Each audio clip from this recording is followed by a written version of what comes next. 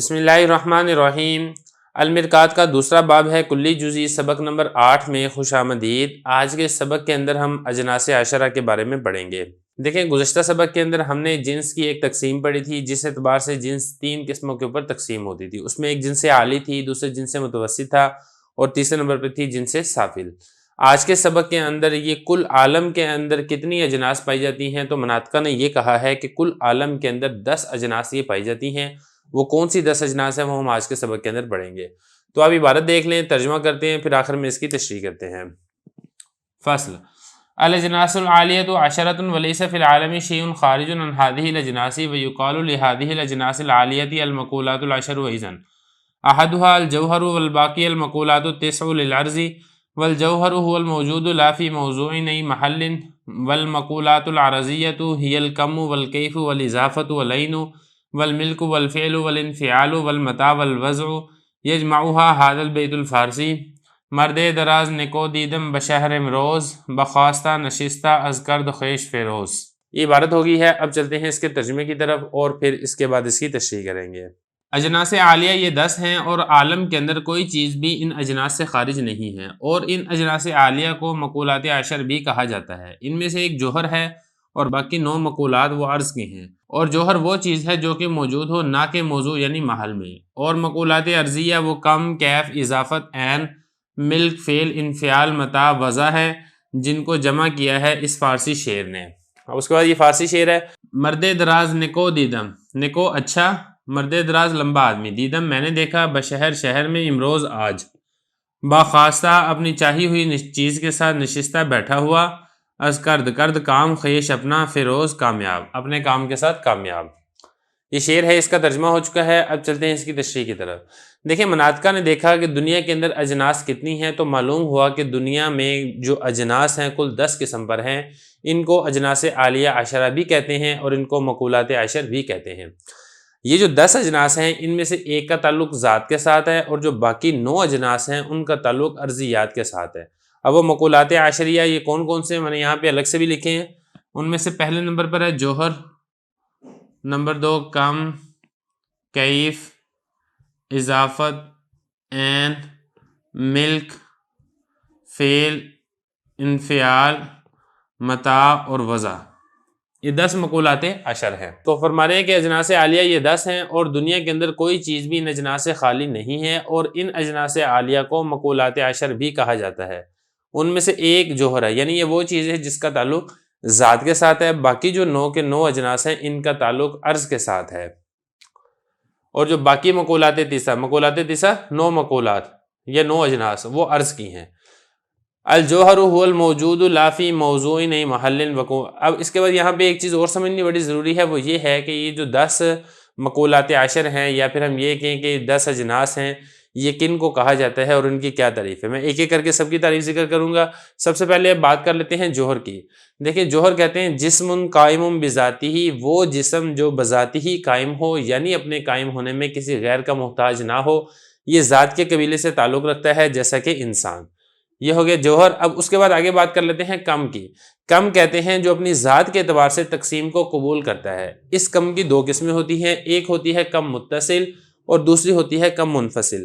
کم متصل مقدار کے لیے استعمال ہوتا ہے، اور کم منفصل عدد یعنی گنتی کے لیے استعمال ہوتا ہے، اور یہ بات بالکل واضح ہے کہ یہ تقسیم کو قبول کرتا ہے۔ جیسا کہ 2 کلو ہے نا، اب یہ تقسیم کو قبول کرتا ہے، کلو ہے یہ تقسیم کو قبول کرتا ہے، اور اسی طریقے سے جو گنتی کے اعداد ہیں 10 ہیں، 15 ہیں، 20 ہیں، آپ ان کو تقسیم کر سکتے ہیں۔ تو یہ دوسری قسم ہے کم۔ تیسرے نمبر پہ بات کر لیتے ہیں کیف کی۔ کیف کہتے ہیں جو اپنی ذات کے اعتبار سے تقسیم کو قبول نہیں کرتا ہے، بلکہ تقسیم کو قبول کرنے کے لیے یہ غیر کا محتاج ہوتا ہے۔ اب یہ جو کیف ہے، اس کیف کی کل 4 قسمیں ہوتی ہیں۔ ان میں سے پہلے نمبر پر ہے کیفیت محسوسہ، دوسرے نمبر پر ہے کیفیت نفسانیہ، تیسرے نمبر پر ہے کیفیت مختصہ بالکمیات، اور چوتھے نمبر پر آتی ہے کیفیت استعدادیہ۔ باقی میں مزید زیادہ وضاحت کے اندر اس لیے نہیں جاؤں گا کیونکہ ہم نے صرف اور صرف کتاب کی عبارت کو حل کرنا ہے، تو چونکہ ان کے نام آگے تھے اس لیے میں تھوڑا بہت آپ کو بتانا یہاں پہ چاہ رہا ہوں۔ باقی جو تفصیل ہے وہ انشاءاللہ ہم آگے جا کے بڑی کتابوں کے اندر پڑھیں گے۔ تو یہ کیف بھی ہو گیا۔ اب اس کے بعد آگے چلتے ہیں اضافت کی طرف۔ دیکھیں اضافت اس وصف کو کہتے ہیں جو ایک چیز کو دوسری شے کے ساتھ نسبت دینے سے حاصل ہوتی ہے۔ مثال کے طور پہ ابوت اور بنوت۔ آدمی باپ کی طرف نسبت کرنے سے بیٹا ہے اور بیٹے کی طرف نسبت کرنے سے یہ باپ ہے، تو یہ جو نسبت ہے اس نسبت کو اضافت کہا جاتا ہے۔ 4 ہو گیا۔ اب 5ویں نمبر پر ہے عین۔ عین اس وصف کو کہتے ہیں جو ایک چیز کو کسی دوسری جگہ پر رکھنے سے حاصل ہوتی ہے۔ پھر یہ جو عین ہے اس عین کی 2 قسمیں ہوتی ہیں، ایک عین حقیقی کہلاتا ہے اور دوسرا ہے عین غیر حقیقی۔ عین حقیقی کہتے ہیں کہ جو چیز کسی جگہ میں ہو اور اس کو مکمل طور پر بھر دے، اس کو عین حقیقی کہتے ہیں۔ مثال کے طور پہ ایک گلاس ہے، وہ پانی سے بالکل لبالب بھرا ہوا ہے، یہ عین حقیقی ہے۔ یا اس کے علاوہ کوئی اور چیز ہے جو بالکل اوپر تک بھری ہوئی ہے، اس کو عین حقیقی کہا جائے گا۔ اور عین غیر حقیقی اس چیز کو کہا جائے گا جب وہ کسی جگہ پر موجود ہو تو اس کو مکمل طور پر نہ بھرے بلکہ کچھ حصہ بھرے اور کچھ حصہ خالی ہو، جیسا کہ ایک گلاس ہے جو کہ آدھا پانی سے بھرا ہوا ہے، یہ مثال ہے عین غیر حقیقی کی۔ عین تک ہو گیا ہے۔ 6 نمبر پر سمجھے ملک۔ ملک اس وصف کو کہتے ہیں جو کسی چیز کے ساتھ متصل ہونے سے اور اس کے ساتھ ملا ہوا ہونے سے حاصل ہوتی ہے۔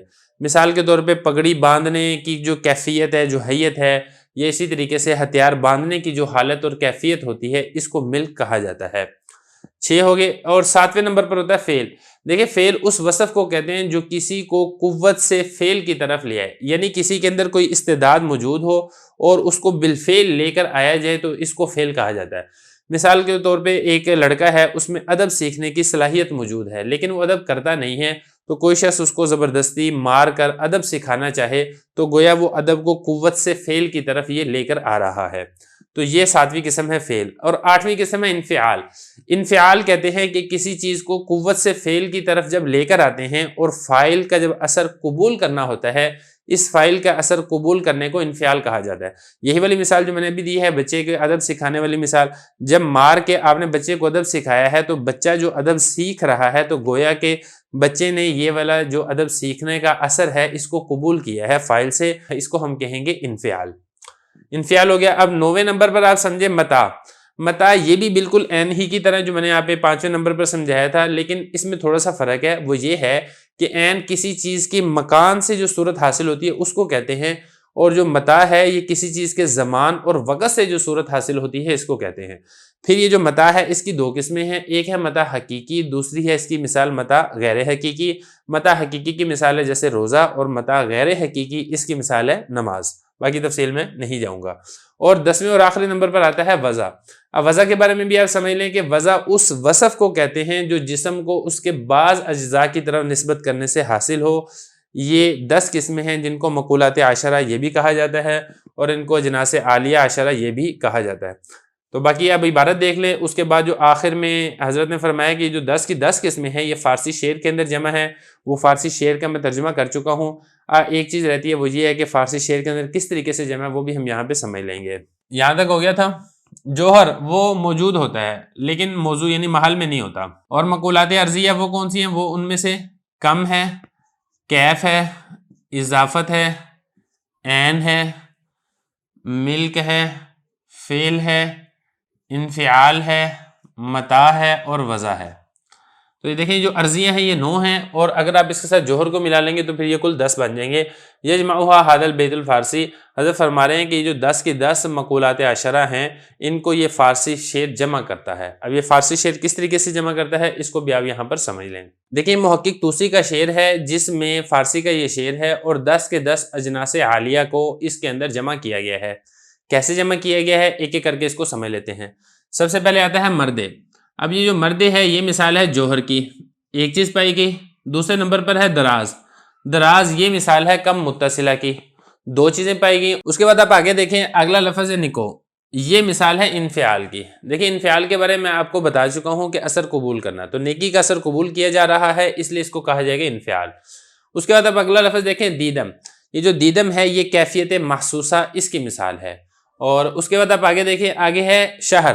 شہر یہ مثال ہے عین غیر حقیقی کی، اور امروز یہ مثال ہے متاع غیر حقیقی کی۔ تو اس کے اندر کتنے جمع ہو گئے ہیں؟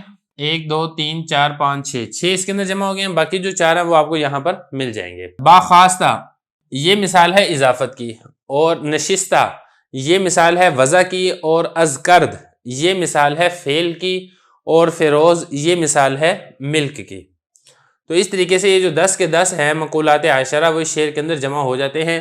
اس کے علاوہ کچھ اور اشعار بھی ہیں، فارسی کے بھی اشعار ہیں، عربی کے بھی اشعار ہیں، جن کے اندر اسی مقولات عشرہ کو جمع کیا گیا ہے۔